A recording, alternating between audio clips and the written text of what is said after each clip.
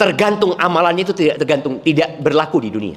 Karena kadangkala ada gurauan di antara teman-teman ya, ketika antrian panjang makan bersama atau antrian panjang prasmanan ya, tahu-tahu dia sampai ketika ayamnya sudah habis, temannya masih dapat ayam atau dapat ikan, dapat daging, dia noleh ke sohibnya. Tergantung amalannya, Mas. Enggak, di dunia bukan tergantung amalan. Ada banyak orang-orang fasik, orang-orang fajir hidup dengan kenikmatan.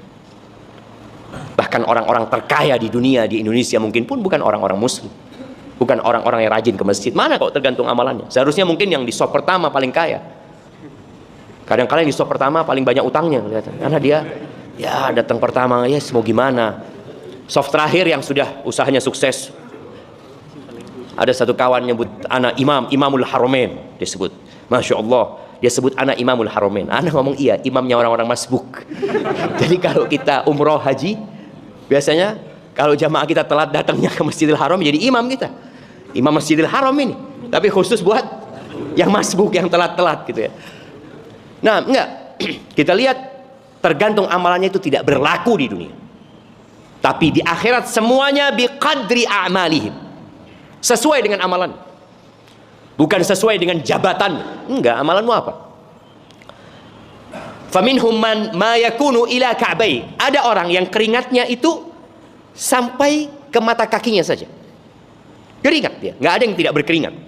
Yang disebutkan sama Nabi SAW itu paling rendahnya keringatnya sampai ke mata kakinya.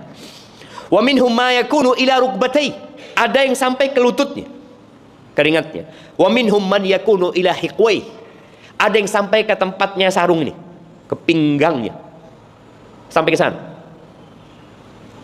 Mata kaki, lutut, sampai ke pinggangnya.